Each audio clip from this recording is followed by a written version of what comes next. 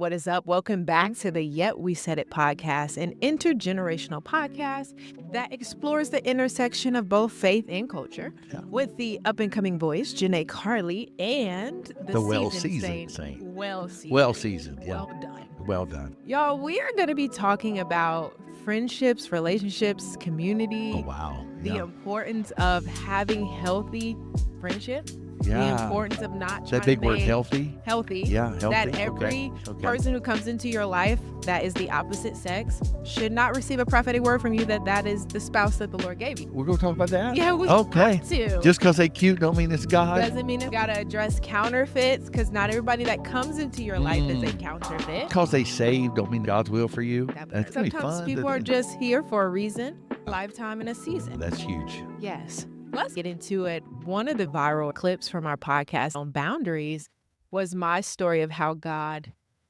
got rid of the counterfeit. And I want to say got rid of the counterfeit, but helped me navigate not getting Yeah, well, I distracted. think we got to back up. It was an 8-hour conversation that blew people's mind. Wait a minute, 8 hours. 8 hours? Did you go to the bathroom or anything? I am a quality time person. Okay. I can still be productive and Okay. get things done. Because I was kind of wanting to know how that went myself. It was equal talking, getting to know each other, discernment. For me, I'm like, Yeah, it's cool. this ain't it. Yeah. But it took 8 hours. It took 8 hours, but to at least, know that hey, it was- just that you can either say a long 8 hours or just 8 hours. Yeah. It takes some people 8 years No. or a lifetime, and they Ooh. waste a lifetime and realize this is never going to happen, or it's the wrong And person my or whatever. heart breaks for individuals in long-term relationships and their partner is still not ready to commit. Yeah. You wake up and your youth is gone. I think what gets me in my generation is the pressure. I don't know whether it's culture or specifically in the church from the saved viewpoint, but this pressure to be in a relationship or this feeling like I have to be, and if I'm not, something's wrong with me. And I think that's a big deal because we always talk here at Oasis that two halves don't make a whole, Right. that a healthy relationship, I'm healthy within myself. And then once I'm whole in myself, then God leads me to someone else that's a whole. But there seems to be so much pressure in trying to find the one. Yeah. Just because I have a relationship with somebody doesn't mean that they're my friend. Right. Oh. Just because someone is my friend doesn't mean they're an intimate friend. And when I say intimate, I don't Yeah. mean sensual. I mean intimate as in personal knowledge. Yeah, because Jesus And- had the 3, Yeah. 12, the 7. Yeah, the 70 is in the 120, and Yeah. you begin to go 500,000. So I think that whole defining relationships on Yes. everyone doesn't have to be your bestie. That's hard though. I think Yeah. when you're like a extrovert or you genuinely like people and you Yeah. want the best You for really people, love and people. you can Yeah. see who God has called them to be by just looking at them. For me, it has been difficult to separate friend from acquaintance. With my husband coming into my life, he has really done a good job at showing me how to have balance. Where now I don't say, oh, my friend from college. I say a peer or an acquaintance or okay. somebody I went to Okay. school with. Yeah. But then I have my top 3, which can rotate out with the 12. Sometimes the 12 has to go back in the crowd. And Yeah. those are hard, but That's huge. That's back up with your husband, because I think that's the thing. So many define people as my friend. I'm like you. Yeah. My personality very gregarious. Stephanie is very private. My wife's very private. When we first got married, it would get her so upset that everybody was my best friend. yes. Everybody, they were just my friend. They were my best Your friend. bestie. I want to introduce you to my best friend. She's like, wait a minute, I met your best friend last week. Then you don't hear from this person again. She's like, I thought that was your best. Well, it was my best friend when I was with In them. that moment. And you have church friends, work friends, ministry friends. Yeah. Going back to what is a real relationship for a lifetime, for a reason, for a season. And then you have to separate relationships and friendships from the dysfunctional side of people using people. And so I'm a friend with you for what I can get out of you. Yeah, we And don't then- want none of those. The moment I'm through with you, get me the job or you open the door for me, then we're not friends anymore. It's a huge gamut to keep that healthy relationship. In the church, as far as relationships, even in dating and some of the feedback we've got from the podcast, I just think that there is this pressure to make people sometimes more than friends. Yes. That makes the relationship that could be godly and healthy uncomfortable Yeah. and can make it weird fast. Should we segment this? Should we start with just healthy friendship in general and then go into that transition of, because the reality is like your partner, spouse, the one God has for you could start as Yeah. a healthy friendship, but not perverting that. Yeah. But if you don't know the qualities of a good friend, Don't go into a friendship thinking that's the end game. yeah, no. Thinking that that's going to happen at the Yeah. beginning already makes it weird. It already messes it up.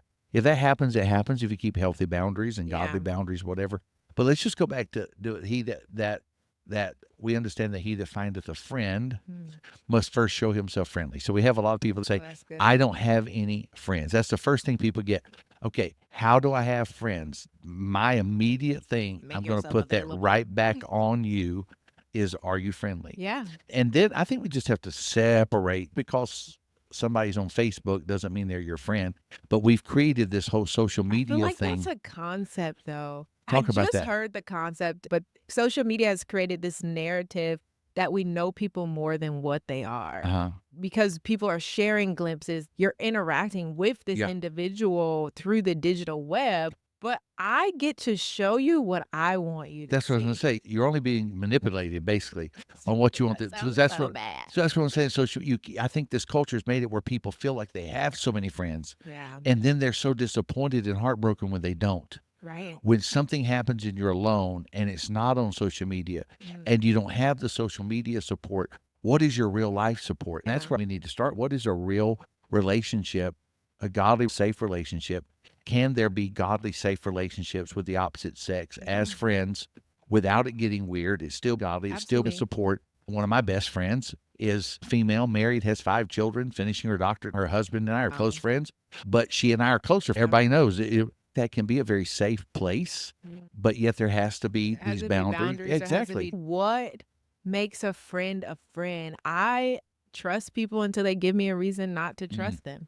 If I am interested in getting to know somebody, I will pursue, I will show up, I will go Okay. out of my way. I think about it now, like I'll just use Des Murray as an example, because we think often like, how do we become so close? Like, how do we become friends? I just randomly called her one day.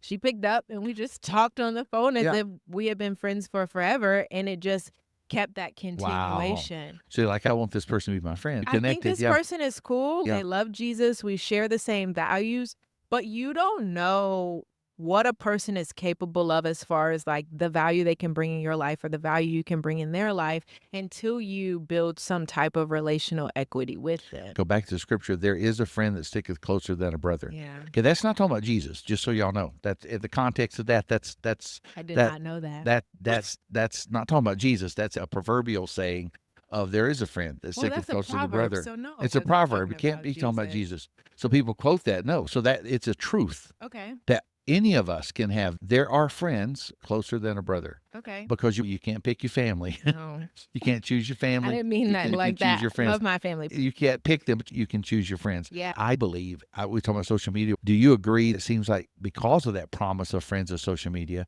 that I think some of us feel we deserve more friends than we have. If you look at all of your people in history, all of your philosophers and all of your people that we consider such wise people in history, they always said if you had 3 true friends in a lifetime was max. 3 true friends in a lifetime. If you go back, Plato, Aristotle, they would consider 1 to 3 friends all through history until social media age.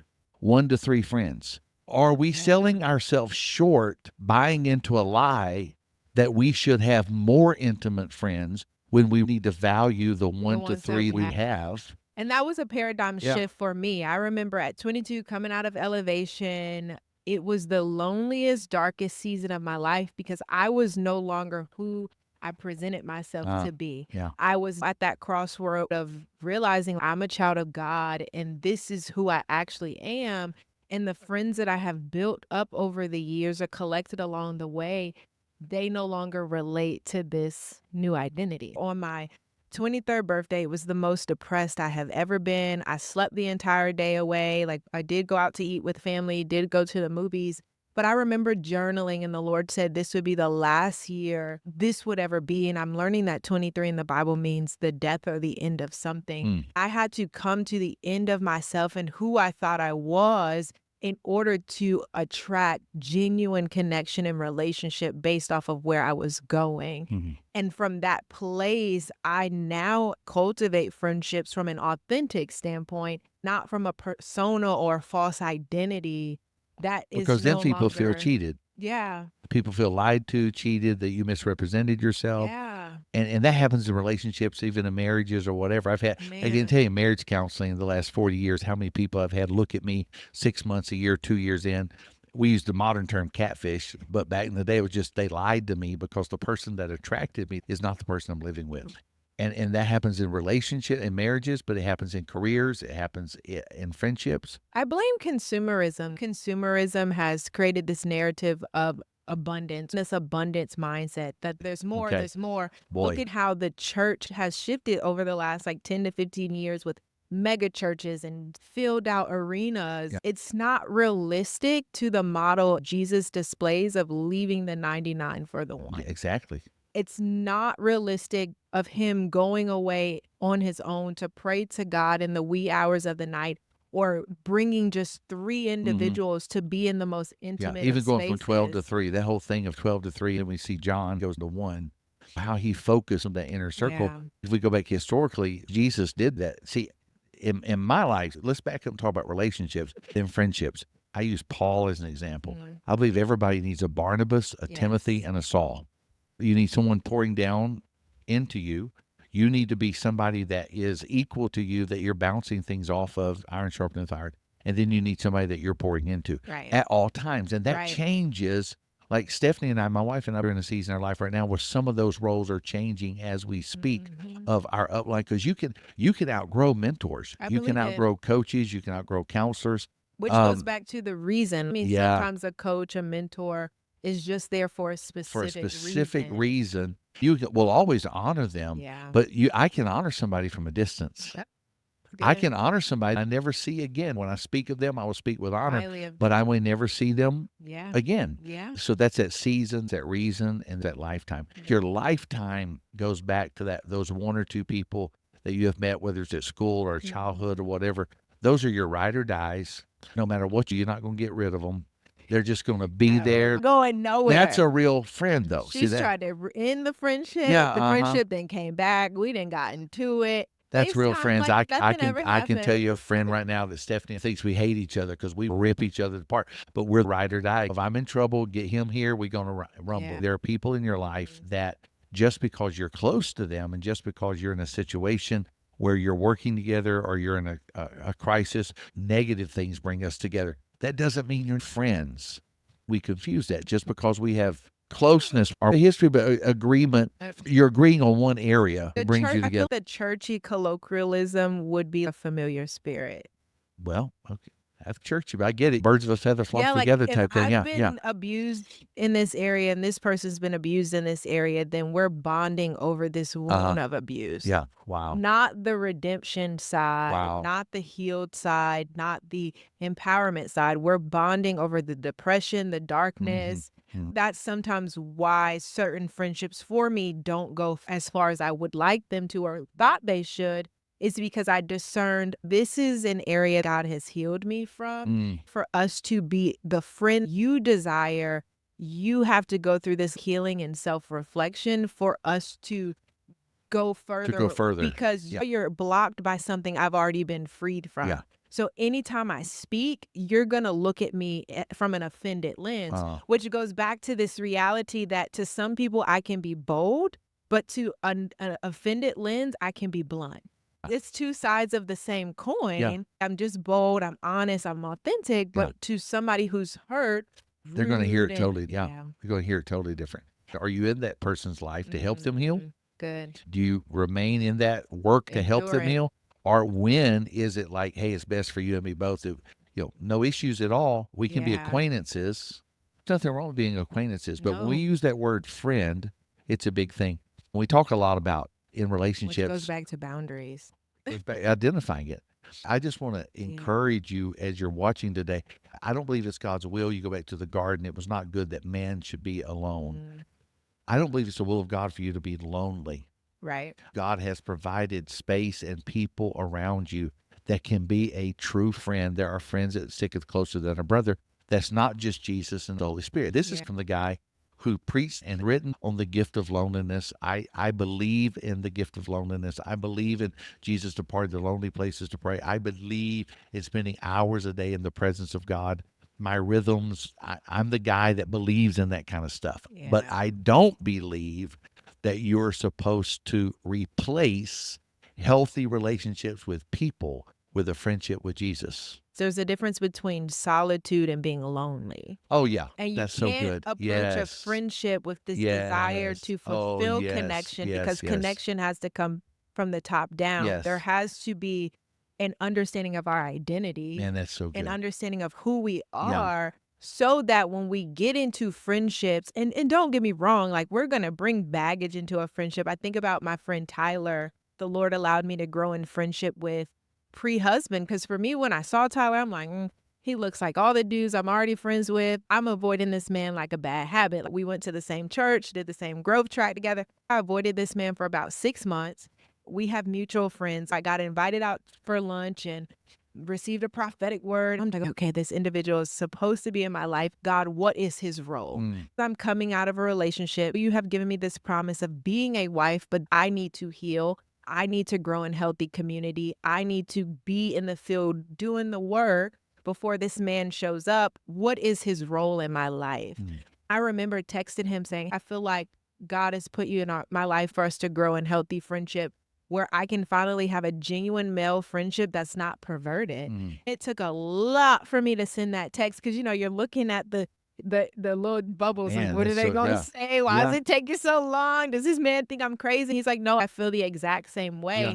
Through that friendship, I realized a lot of the ugly inside my heart and things I didn't follow through with, even conflict resolution. I learned how he handled a problem and I handled a problem, and it wasn't best. But for the sake of the friendship and who we knew God was calling us to be, we had to push past it without perverting it, which doesn't mean it didn't hurt or we didn't dislike each other. There weren't difficult moments. Yeah. Knowing who I was, what God has said to me about me, and the future that God has called me into, to understand that just because an individual is looking for a good thing, I may not be the good thing that they're looking for. Yeah.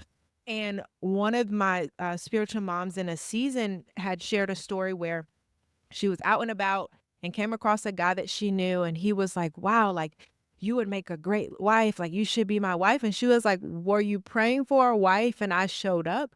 Or did I show up and you were like, oh, I would make a great wife? That shifted my paradigm. Wow. I don't want you to see me and be like, oh, you would make a great wife. I'm interested. I wanted you to have been talking to God about your future, and Yeah. I aligned with that. Yeah. Looked like you were. And I Yeah. looked like Yeah. what you're Yeah. praying for. Exactly. That was my husband, Yeah. which is why every guy prior, I knew not to pervert it, not to make them Yeah. something they're not, because you're talking Yeah. to somebody who was in a relationship, who did think God said this was my husband, who did say, I believe God said you're my husband. And he said, God did not tell me that. And it's like these scales, everything just fell off. And we continued to date for like maybe a month or 2 months after that. And then God was just like, move. Like, we didn't break up for any other reason aside from God said to get out of each other's way. Wow. We broke up in 2018. I remained Yeah. a virgin. It still took me a year to heal from this To get over relationship. that. Yeah. Because of the idea I made it. Yeah. I made it an idol. Even though you were pure sexually, the relationship still become perverted. And so, yeah. Not in An a sexual way, idea. not in a sensual Yeah, way, that's good. but off track from the plan Yeah. of God. Let's just talk about that, because I think there's people watching that have never had a godly, platonic, true friendship with the opposite sex Yeah. without there being an end game. And so I think we need to Man, our get back culture to has that. done it, though. No, I We don't have blame anybody. I over-sexualized. don't blame anybody, because even in ministry, I'm scared to death. I text who I see with. If Dina, my assistant, has to run me to get a rental car, we tell 10 people, hey, it's going to be 10 minutes and we're going to get this car. Sucks we have to do that. If not, people are going to see who's the old guy, who's Bishop in the car with, or whatever. You have to be so careful. I definitely want to have boundaries. Yeah. But I don't want to create. I have a daughter and sons. Thankfully, she's strong-willed. But it would blow her mind because when she was younger, more old school, and I'd be like, boys can't be friends with girls. Boys can't be friends with girls, because that's what was beat into me. Even though that's not true, we need to talk about the healthy part of it. She had to look me in the eye, and I realized, okay, I'm parenting something I have been taught from a subculture, a religious subculture that is That not was gonna healthy. be is it a religious or racial subculture? I was talking to a young lady on the internet when we posted the counterfeit video and just saying like, hey, don't pervert these friendships. Hmm. And she said like the church has reinforced this narrative that Wow. if you talk to a man, you're too fast, you're too grown, Wow. you're too this. And as somebody who grew up predominantly in Black churches, I know that that is the narrative. But being somebody who has now integrated into multicultural churches, I don't feel that level of bondage in. I think it's yes and yes. But when you say it goes back to more legalistic, conservative, regardless of color culture, to more legalistic because they focus everything sexualized. Yeah. On like, I remember we were at a conference where we were told it didn't matter how long a woman's skirt, you couldn't wear pants or anything, but you had to wear skirts, but it didn't matter how long the skirt were, as long as there's a V pointing up. If you had a split in your ankle, that's the devil's hiding place. That was preached by a lady preacher to the ladies. My wife never got into that stuff. She stormed out, walked in. I'm at the other conference. She comes in and said, "We're leaving." I'm like, "What in the world just happened?" Because that's literally, that creates this mindset. So I think that I didn't grow up legalism, on that side of the church. yeah, But I did grow that up with the legalistic culture of side, like yeah. little Black girls can't wear their hair straight because it's seen as too grown. It's Okay. interesting Yeah, to culture and church into that. We have sexualized things because it is such a big deal in today's world. There seems to be so much secret stuff coming out. We So need dark. safety and we need boundaries. If a kid tells me I don't want to go with that person, my hackles go up. Yeah. We also have to take away this and just talk about it. If it's religious, culture, whatever, it's a disservice to think that anytime someone of the opposite sex wanting to be a friend to you, help you, mentor you, be there for you, that it has to end up sexual. Yeah. That is wrong. I blame purity culture. I blame purity Okay. culture because I blame Explain what the that is church on first. purity I know what that culture. is, Yeah, but explain purity that. culture is the way in which a woman should present herself in and out of the church. Emphasis has been on the woman and her restraint, not presenting herself in a certain way, not talking a certain way. It has neglected that sex is a two-way street. Absolutely. It requires a man and a woman. Yeah. And women are taught to guard and protect and hide and not do this, where men, from what I have experienced and even conversations I've had with my husband, it's not a narrative that is enforced. Because I raised boys. It was a kickback from me and my wife kicking back on purity culture. Okay. The way we raised our sons, we were recipients of that culture, Yeah. our generation.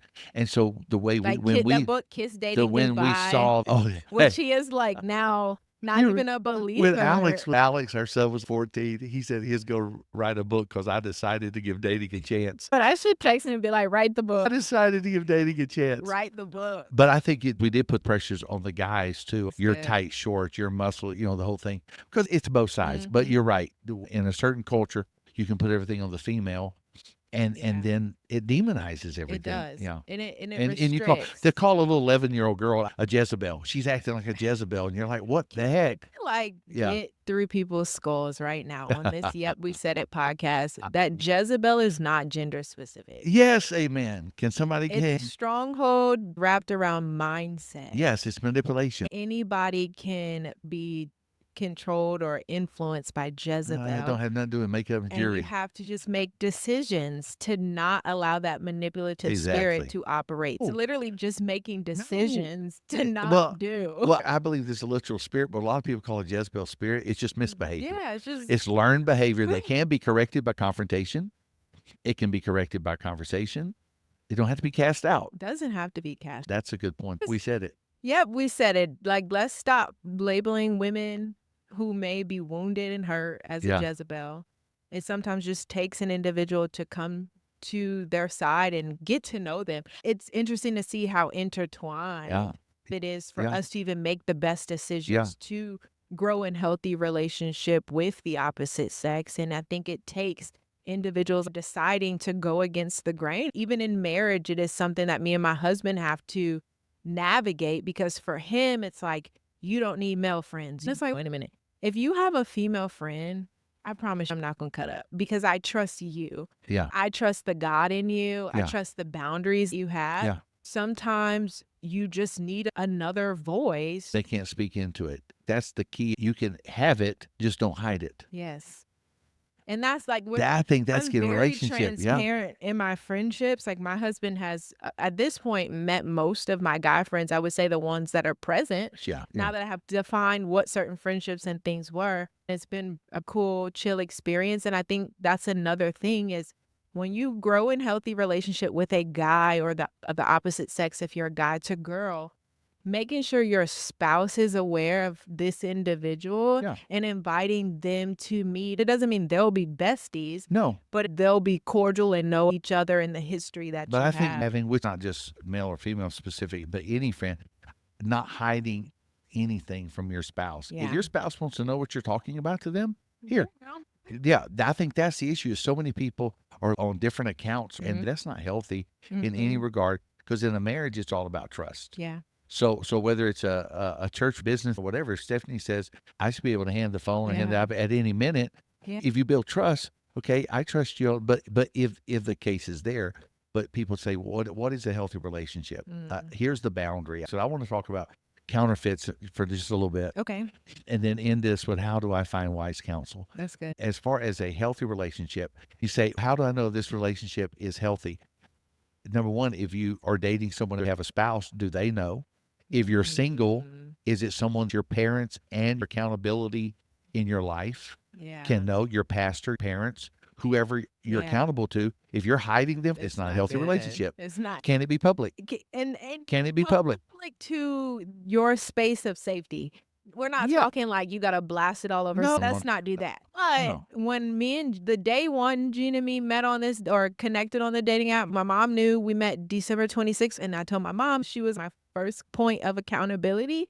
As soon as I got back to Texas, like January 3rd, I told you Yes, and fast. Pastor Cliff and like, hey, there's a man and I don't know where it's going, but he's talking about wanting to see where this goes. Stephanie's like, show me a pic, show me a pic. That's case in point. So you think Yeah. there's a relationship, you think somebody want to go, but any friendship, I don't, Yeah. no friendship that's healthy needs to be Should secret. be silent. Now there's a difference between private. Things can be private without being secret. Right. So that's a friendship. And then let's take this to what about really, because somebody brought this up in your discussion that went viral was on the counterfeit part. Yeah.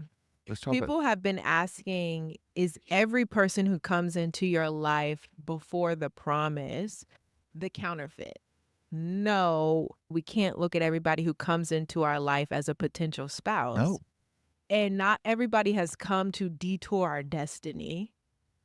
There may be certain assignments. I just happen to be an individual who had that assignment of the counterfeit to grow my gift of discernment, because Hebrews 5:14 says the gift of discernment of spirits is distinguished by practicing good versus evil. That was my story, but that's not everybody's story. And you may never have a counterfeit. Yeah. Because there may not be anything that the enemy is trying to steal from you. That's You good. may never, not everyone I think is going to have a counterfeit. So how do you identify counterfeit? I can tell you it's the same way with money. It feels off. Yeah. If you go to the Department of Treasury, the way that they train agents for counterfeit bills is they fill thousands and thousands of real bills and they'll infiltrate a counterfeit and it just feels different. Yeah. So here's the problem in today's culture where there are so few healthy relationships. If you're not from a healthy family, Yeah. and if you don't know what healthy relationship is, it's hard for you to distinguish it's harder because you don't get that off feeling. Everything may be built on the off Right. feeling. So that's scary. Be skeptical of everything. everything. God has to send individuals to ground you, Yeah, keep he has you to write it in the level. sky and Like send somebody to pray against it. Because I was so focused on God and not wanting to detour my destiny, when guys did show up, it was immediately no. yeah. Like, You always know. immediately. You the devil. You the devil. Now that's kind of how my dad, but now you got to understand purity culture. When I got on the plane at 18 in Africa to come home, the missions board quits paying. So to go to college and to come home, to travel, to preach, whatever. I started college, graduated at 16. I had my bachelor's at 18, almost 19.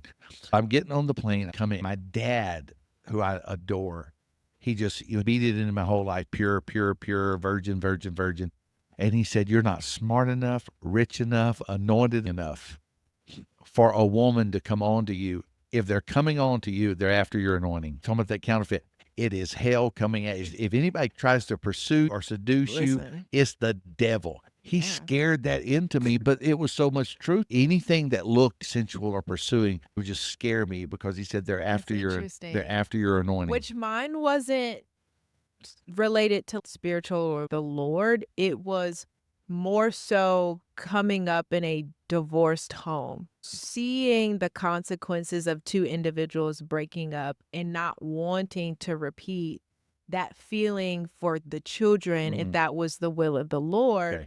And my mother, in her best intentions, used sex as a way to scare me from even Okay. being interested in Yeah. guys Yeah. because of STDs and all of those Wow. things. That's a big deal. And that's even in marriage, some things that Gene and I are still having to walk through is uprooting that mindset Yeah. of just STDs and the negative side Yeah. of that experience. Because I grew up in a divorced home, I didn't pervert love. I never felt like I wasn't loved or my parents didn't love me. The Lord gives protection, provision, and purpose.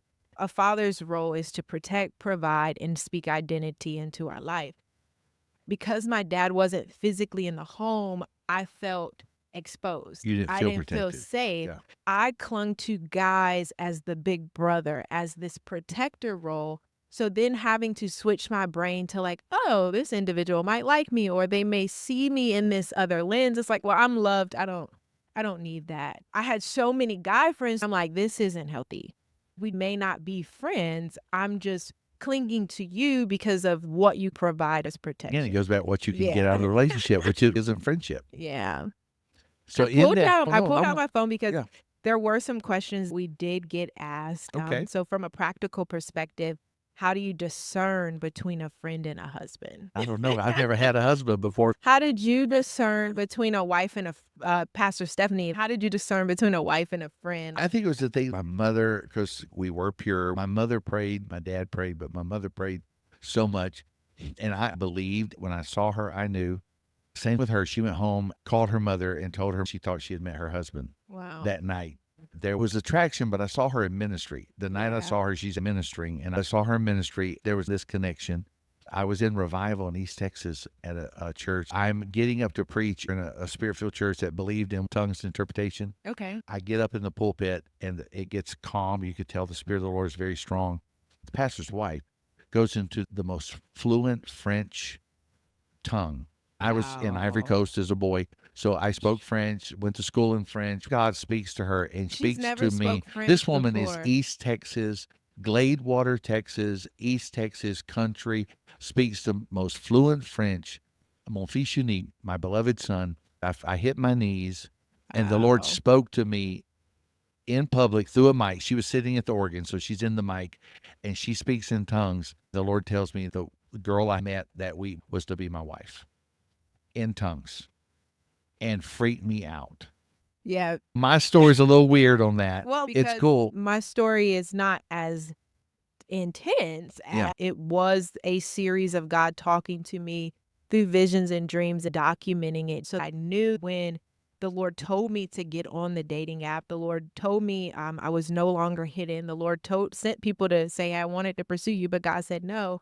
That when me and my husband connected and I didn't have a dream, because every guy prior to Gene, I had a dream that was just like warning, like, no, this is what they're dealing with behind the scenes. When Gene came into my life, the only dream I had was him coming to visit me in Texas and a young lady in our community trying to get with him, which goes back to God dealing with me about friendships. I had to be intentional about recategorizing and identifying people as friends, but there was nothing to stop the man that was that God had presented. It was because I was in position. The difference between a friend and a husband is being in position. It's being in the will of the Lord. It's obeying what God has told you to do about you. And when you look at this individual, do you see your future in them? If you don't see your future in them, then there is no Yeah, future. because just because they're available doesn't mean it's Right. God. Just because someone is available and saved doesn't mean that that's God's will and that that's your husband. But I do feel there's a spirit connection that if you are a spirit-filled believer led by the Spirit of God, there's a witness in your spirit. I also believe in chemistry. Right. I believe in chemistry. There's an excitement that happens. The thing is, though, is it may not be the person you think. The person that you may be going to marry may be the person that drives you crazy. Yeah. It's not like Hallmark movies. I mean, during Christmas, I just get you pushing, scrolling through, and it's it's hilarious. But it may not be all butterflies and roses Yeah. just because they're available. But then on the flip side of that is just because they may not be causing, because we have people listening that come through different things. And we've mentioned the sensualization or sexualization, and both of us come at it from a different angle. Let's be honest, a lot of people that are saved, that are watching us right now, that have been very sexually active, Yeah. that just because you are sexually attracted to somebody That's doesn't good. mean they're supposed to be your spouse. Nope. Just because you're not sexually attracted to them initially doesn't mean they're not supposed to That's be your good. child. You need to hear an old man say that. That's good.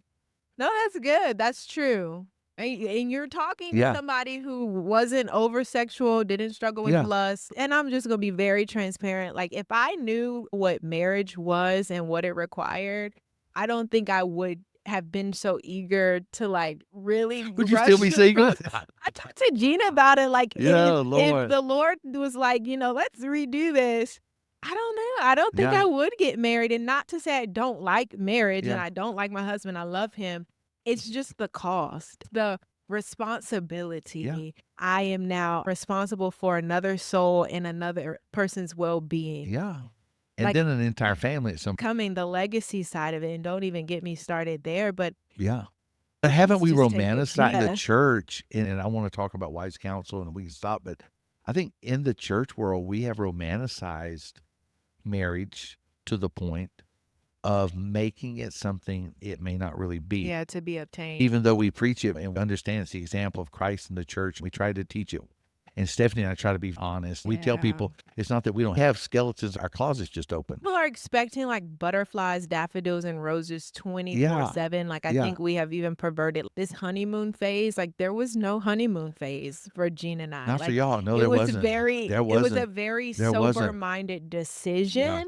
And I will say, now being a year in on this side of marriage, our marriage is more enjoyable than our courtship process. Yeah, get better. Yeah. It does get better. I say this not to discourage. I am the exception, not the rule. Everybody's story is different. For me, I had to overcome this idea, just some perversion as far as like men's role, this drop this independent woman act, let go of this superhero cape. It is now requiring me to be vulnerable in ways I've never been for a man, and allow myself to be fully known with somebody who's not going to leave me. All I saw was inconsistency, broken promises. My husband is very consistent and persistent. And drives me bonkers, but it's the very thing that I need to feel Yes. safe and Yeah. protected. And that goes back to the completion part of two wholes coming in and completing one another. That's what a spouse is supposed to be. Yeah. That's when they say Because he's opposites not my attract. best friend, remember? Yeah, not my best friend. Yeah, the I sermon, but yes. the month and some change that your spouse is not your Yes. bestie has messed my husband up. Messed him But up. it's And I not told him just- I'd share the book that Dr. Thurman said that. Because a lot of people use that to make their spouse their best friend to justify their lack of friends. Yeah. So and so that I've seen that. Sometimes I'll be like, did you call Pastor Jonathan? Just go ahead and Did call you him. did you I'm gonna call give you a book. somebody? Come on. Tell them. Don't tell me. And that's another thing, is making sure you have boundaries in place, that you know who to share things Oh with. wow, yeah. Which goes into wise counsel. Wise counsel is a safety net. The word says there is safety in a magnitude of wise multitude. counsel. And so sometimes you don't need to tell a friend or spouse. Yeah. You need to tell Yeah. a wiser counselor, because they can give you wisdom on how to navigate. Everybody, me, you, we all, you have to have, all of us at any time in your life need a coach, a counselor, and a confidant. And that is three distinct roles. And that is not necessarily your friend or your spouse. Yeah. You need a confidant that you can dump everything that's going to go nowhere else. They won't give you answers, but you know it's a safe place. But then a coach is someone that really don't care what you think or whatever. You have told them, or you have been an assignment. This is where I'm going. This is what I have to achieve. So that coach is going to do whatever it takes to help you get there. But then we all need counselors. Yeah. And those are those people that can give us wise counsel. I like to have at least three in my life. Like I said earlier, I like to have three people as far as overseas or oversight, people that I can just go to, run things, get 3 opinions. Absolutely. Because sometimes you'll get 2 and the other one be completely different or whatever. And you may have to, and I tell people it makes people mad, you may have to pay for that at first. Yeah. You may have to actually hire a coach. Yeah. You may have to actually go to a professional counselor. It's worth it to have that safe, separate space that's not clouding up your relationship with the intimate partner, whether it's a spouse, a parent, a child, or whatever. You need a safe space outside that relationship to unpack, to get healthy, so you can bring it back in the relationship. It makes me think about a post I recently saw from my North Carolina pastor who has her doctorate in psychology, where she is seeing this shift of individuals not wanting counseling from their pastor, but wanting counseling from a counselor because they don't want that accountability. Yeah. Because a counselor will listen, Yeah. whereas a healthy pastor Yeah. will challenge you Well, to it's actually. separate, and that's why in relationships, and this would be another good podcast. I did this with Lyle Phillips years ago. We did this thing when it comes to the pastoral role, the difference between a mentor, a friend, a pastor, and a counselor. Okay. So a lot of people want their pastor to be their friend, or they want their pastor to be their counselor, but they don't want the counsel. The pastor has to take off the pastor hat and be a counselor, but there comes a point as a pastor where you stop and say, well, here's what the Bible says. Yeah. And it really doesn't matter what you feel or what your emotions say, whatever. And that can be tricky. There's a difference defining those roles. Yeah. I agree. Many people don't go to counsel. We have counselors in our church. We have other counselors in our community. I recommend that. And some of y'all are pastoral, clinically trained counselors. Some of us are. Yeah. Yeah. You just have to decide, is this a good fit for me? Yeah. Because sometimes it's not. Sometimes you want to go, like when I need a counselor, I need somebody that nobody I know knows, that I can just say what I need to say and know it's going to stay there. It's not going to come back. Exactly. There's nothing wrong with that. Write those 3 things down: a coach, a counselor, and a confidant. Make sure you have one. I can say, being at Oasis, I haven't had drama. We thank God. That means I have come a mighty. Come look at the Lord. Amen. No, so guys, we thank you for rocking with us on today as we have talked about cultivating healthy friendships, relationships, and the importance of community, specifically wise counsels. Make sure you have a upline, a downline, and a cross to cross so that you can be a better version of yourself, but ultimately do not avoid accountability. That's good. Accountability is at the center, whether a platonic friendship, romantic relationship, or mentor, counselor, coach, pastor. The goal is to be held accountable so that we can become a better version of ourselves without perverting it, okay? Okay. Holla! See y'all.